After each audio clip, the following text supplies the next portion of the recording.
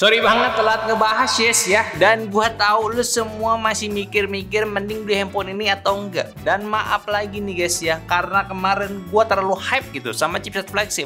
Makanya sekarang kita balik lagi ke ranah 2 jutaan buat bahas Infinix Hot 50 Plus yang 4G ya.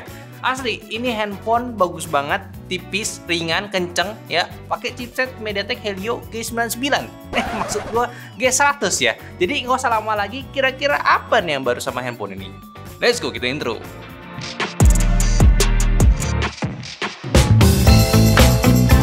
Oke, langsung aja kita masuk ke segmen desain. Bagian yang menurut gua Infinix tiba-tiba nggak ada angin, nggak ada hujan, punya ide bikin handphone seperti ini. Padahal kawanannya itu kayaknya lagi nggak ada gitu. Desain jualan handphone setipis ini. Dan pinter banget lagi, kolaborasi bareng JKT48 buat ngegait para wota dan wibu yang siap menghabiskan uangnya untuk para idolnya. Dan untungnya ini ya, kali ini spending duit lu buat beli handphone ini, item kolaborasi bareng JKT48 itu nggak sia-sia. Work for the effort, lu buka tabungan lu dan beli handphone ini. Curve design depan belakang dengan ketebalan cuma di 6,8 mm doang. Yang memang sih utamanya HP ini buat jadi dari driver kasual. Bobotnya juga cuma 162 gram doang dengan style karakter yang minimalis tapi mewah juga. Ya gua rasa yang bikin handphone ini sih ya punya kesadaran di 99% gitu. Soalnya 1% ya gua agak ganggu aja kenapa posisi kamera bumnya itu kurang ideal. Kayak kurang pinggir gitu atau kurang apa gitu. Tapi kayak ya masih bagus lah stylenya. Tapi secara overall gue suka banget. Apalagi warna titanium grey-nya juga yang punya nuansa yang kekinian pula. Cuma buat yang nanya ini udah kaca atau masih plastik, ya jawabannya jelas masih plastik. Ini back covernya sama, sampingnya pun juga plastik. Tapi layarnya udah pakai Corning Gorilla Glass ya. Tapi ini gak di-state nih berapa Gorilla Glass-nya. Tapi setidaknya lebih aman dibanding kaca biasa.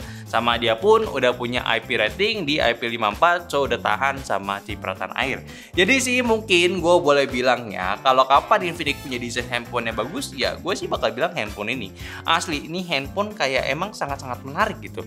Dan mungkin sesuai juga kali ini step awal Infinix mau punya handphone desain tipis dengan baterai yang tetap besar juga. Jadi kalau lu suka desain handphone ini dan budget 2 jutaan, ini sih udah paling bener. Tapi memang langsung aja gue kasih kekurangan terbesar dari Infinix ini, yaitu soal kamera. Which is ini sebenarnya bukan deal breaker juga. Cuma punya main kamera di 50 megapiksel aja dengan 2 kamera gimmick lainnya. Di depannya 13 megapiksel doang. Dan kalau kita ambil perbandingan dengan HP 2 jutaan yang nggak jualan kamera juga, gue rasa Infinix ini terlalu biasa aja. Bukannya jelek, cuma processingnya itu agak berlebihan menurut gue. Gue lihat dari sharpness itu ketinggian, jadi over proses. Tapi ya baik lagi, bukan gambar yang jelek ya. Gak buat gambar gak jelek maksud gue. Masih sangat aman sih. Dan beberapa gambar lainnya pun juga begitu. Dari segi warna bisa dilihat agak sedikit pucat dan juga ya. Jadi maaf-maaf aja, malah handphone yang gue bandingin sebelumnya itu gue bilang kuring. Kalau dibandingkan sama Infinix ya jadi sedikit lebih bagus gitu ya daripada yang itu, daripada yang ini maksud gue.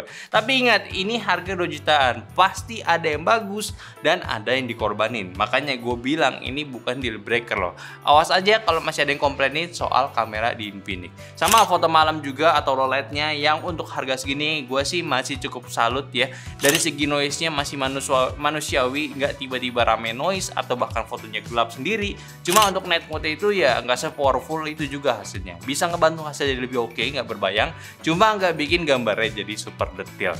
Terus juga untuk video dia bisa rekam di 2K 30 fps tanpa OIS juga. Ya memang hasilnya pasti nggak stabil, cuma tetap bisa diakalin dengan aktifin stabilizer software ya. Cuma videonya itu ketahan di Full HD 30 fps aja. Ya ini sih jadi jauh lebih baik ya daripada nggak sama sekali. Tapi gue suka untuk warnanya, dia nggak pucat, masih bisa dinikmati.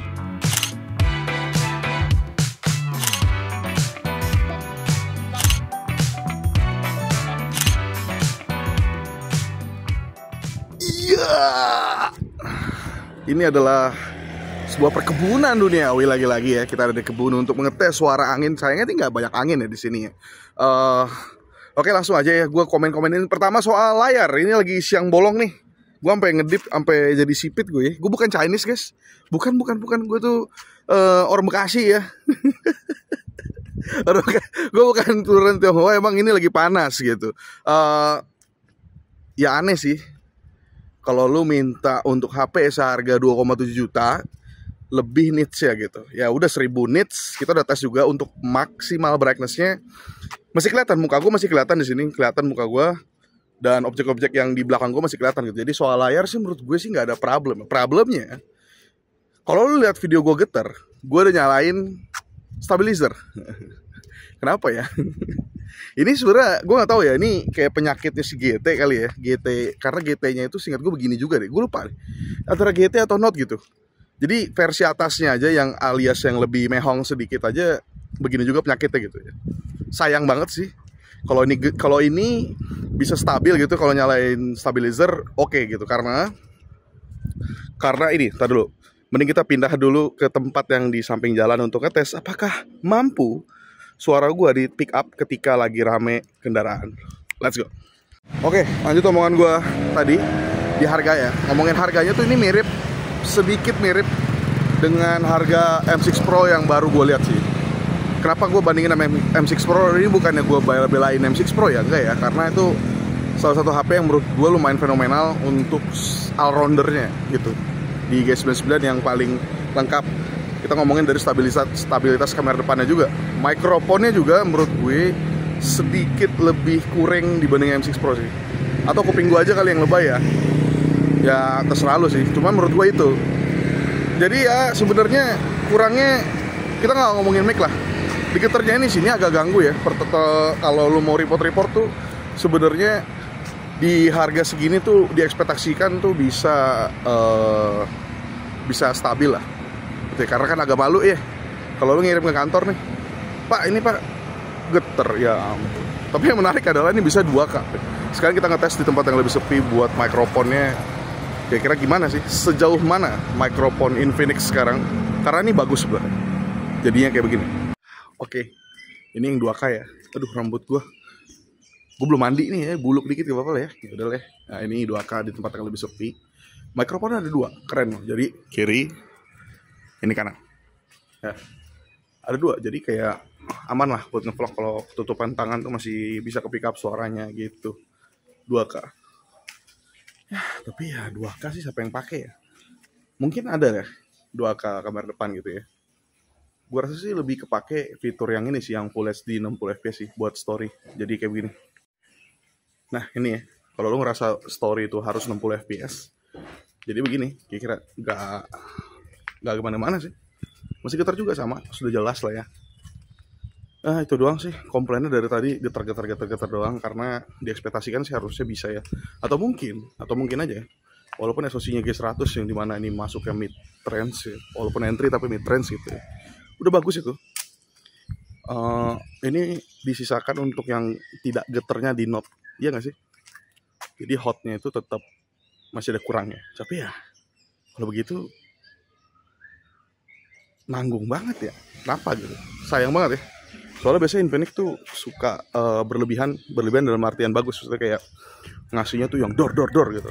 Jadi ya agak disayangkan, lagi-lagi itu aja. Tapi overall sih bagus sih, masih bisa kepake banget buat lu kerja, buat lu report masih bisa. Tapi ya mungkin tangannya dilatih ya. Mungkin tangan gua aja nih yang tremor nih.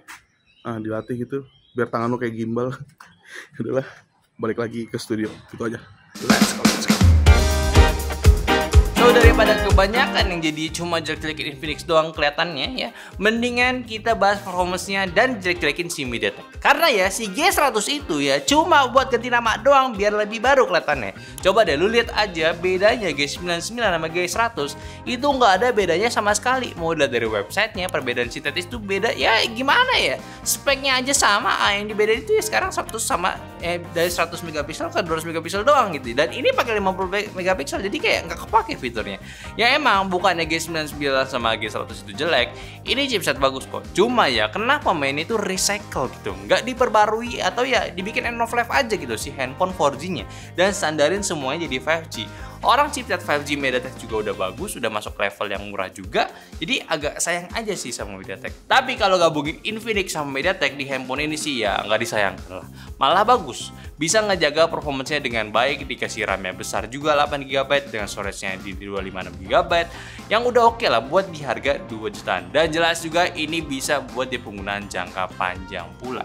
Penggunaan XOS-nya pun ya juga sebenarnya oke-oke aja, nggak ada masalah. Malah yang ada fitur baru di gamenya yang nanti gue bahas juga. Ya ini sih udah aman, bahkan dikasih label certified 5 tahun aman sama TUV ya. Lagi ya, ini sih TUV ini mau cari duit emang ya. Ingat ya teman-teman, sertifikasi anti lag ini bukan sebuah jaminan handphone kalian bakal awet selama 5 tahun. Apalagi kalau kalian pakai jorok, gue rasa setahun aja udah pasti bakal nge-lag. Langsung aja jadi kita tes benchmarknya. Dari Antutu dulu itu bisa dapat di angka 440 ribuan.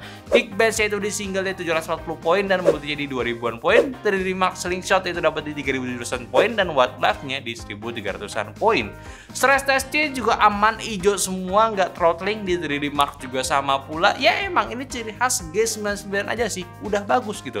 Sebelum tes juga untuk gamingnya kita kasih tahu dulu, ngetes di ruangan suhu 27 derajat Celcius dan pakai mode performance. Dan tiap ngetes kita kasih jeda buat tahu maksimal performance ya dari dingin ke hangat.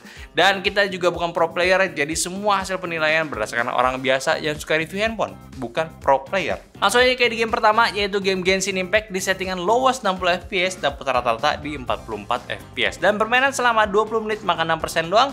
Dan suhunya itu bisa nyentuh hingga 44 derajat Celcius di bagian belakangnya. Nah buat Genshin sebenarnya sih ini udah oke-oke aja ya. Ya nggak spesial juga karena sebenarnya ini mirip banget sama G99 atau 6080. Lowest 60 fps kayaknya emang udah pas buat grinding di handphone ini. Dan suhunya di 20 menit itu ya ternyata panas juga. Buat bagian belakang terutama ya. Dan untungnya ya ini bukan suhu terus-terusan, tapi suhu maksimalnya alias bisa turun lagi kalau load gamenya itu nggak berat kayak lagi fight atau selesain quest. Sebenarnya sih panas yang begini sih emang udah seharusnya, apalagi handphone tipis ini cenderung agak ribet buat ngakalin panas. Tapi kalau lo bilang bang Vivo V40 ya bisa tipis tapi adem ya itu dia sih sebenarnya agak aneh gitu pola pikir kalau nanya seperti itu. Pencet guys ya. Lalu game kedua yaitu game HOK. Di settingan ultra high 60 fps dapat rata-rata 60 fps atau 59 dan permainan selama 33 menit itu makan 8% dan suhu tertingginya itu cuma di 41 derajat Celcius. Nah, ke game HOK ya. Ini aneh sih. Karena kalau lihat settingannya ini sebenarnya kebuka tapi digembok dulu, yang alias ada kemungkinan dibuka settingannya nih nanti. Tapi gua nggak tahu nih, entah dari SoC atau dari brandnya ya, atau dari developer gamenya yang belum buka settingan buat si Helio G100. Tapi setidaknya ini bukan nggak bisa ya, potensinya ada, tapi gua nggak bisa janjiin akan ada atau tidak. Yang jelas kita akan tanya terus biar bisa di-push nih si Infinix Hot 50 Pro Plus ini dapat FPS maksimal. Lumayan loh, siapa tahu kebuka di 100 FPS gitu kan. Ya walaupun agak nggak mungkin gitu ya. 90 FPS lah ya masih masuk akal. Tolong ya Infinix ya, bisa dong gitu ya. Lanjut ke MOBA analog yang lain ya, gokil nih. Lo harus simak terutama pada brand-brand lain juga yang nonton video ini untuk sedikit tertampar sama handphone satu ini. Ya, kayak di game Mobile Legends, di settingan Ultra Super 90 fps ini dapat rata-rata di 84 fps dan permainan selama 43 menit makan 12% dan suhunya itu tertingginya itu cuma di 40 derajat Celcius.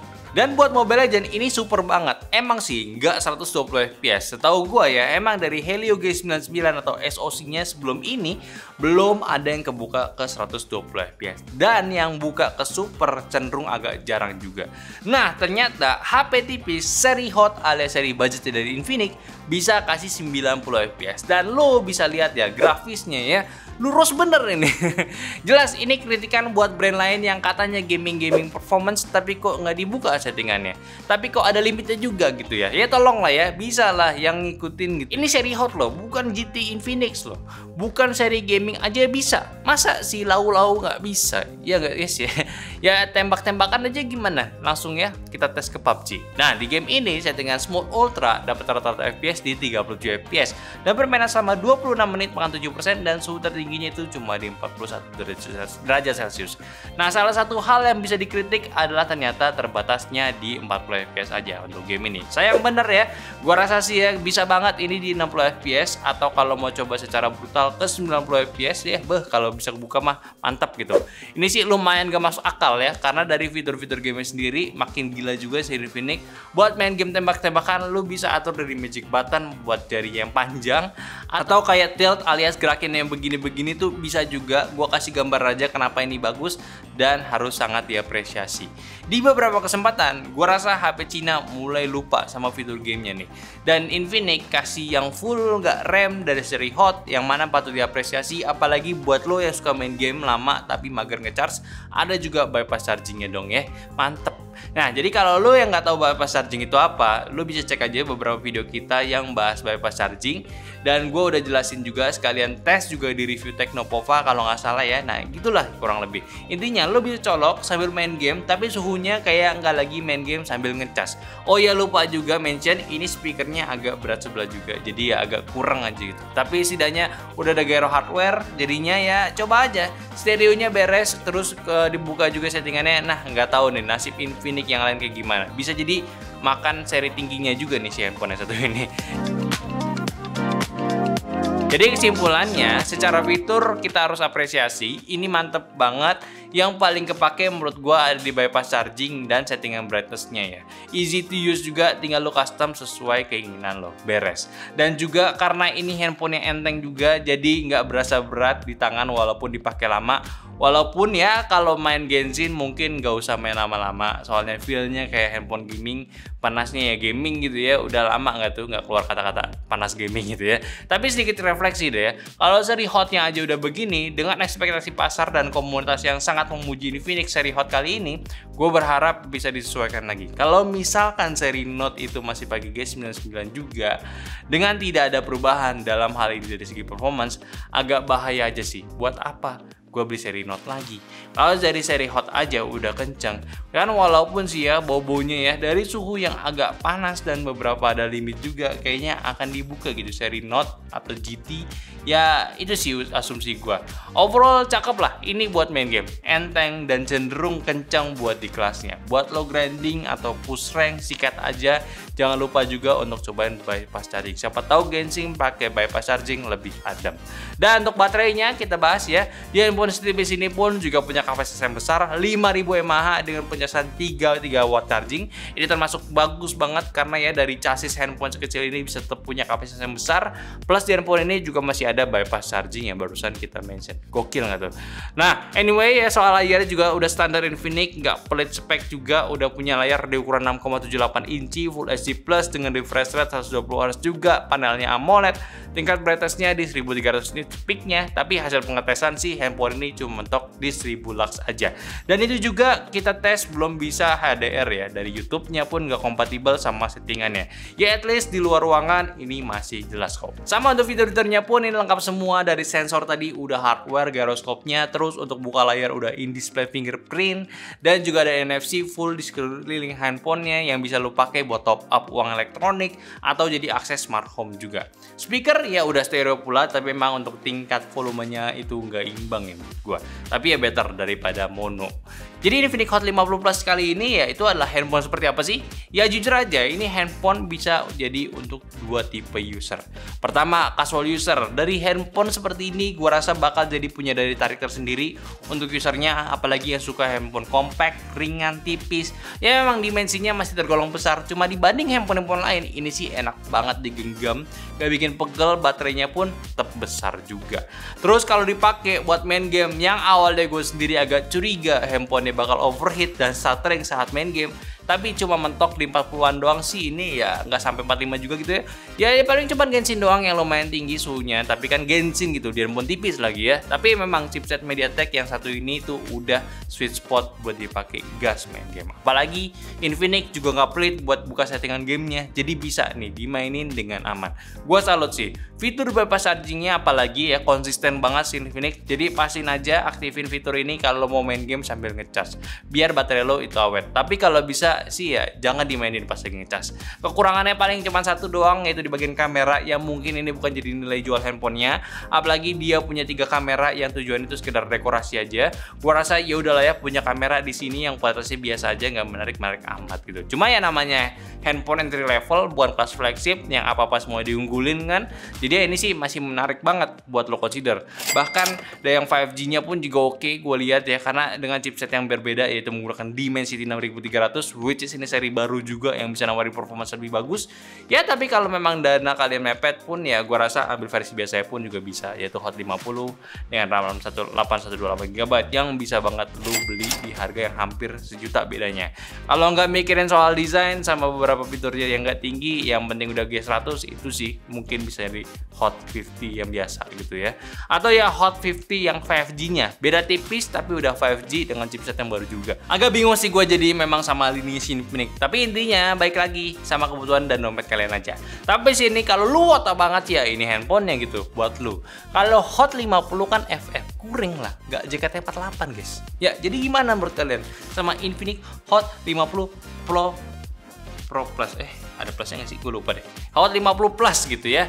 Dan mungkin itu aja. Jadi kalau kalian suka videonya, silahkan like aja, subscribe channel kita juga. Dan kalau mau beli, cek di bawah. Kita udah kasih link pembeliannya dan mohon belinya di situ biar kita dapat duit. Oke? Dan yang terakhir, jangan lupa untuk follow semua sosial media kita yang ada di TikTok, Facebook, Discord, dan Instagram, yang semua linknya ada di deskripsi. Dan ya udah, sampai jumpa di video yang selanjutnya. Bye bye.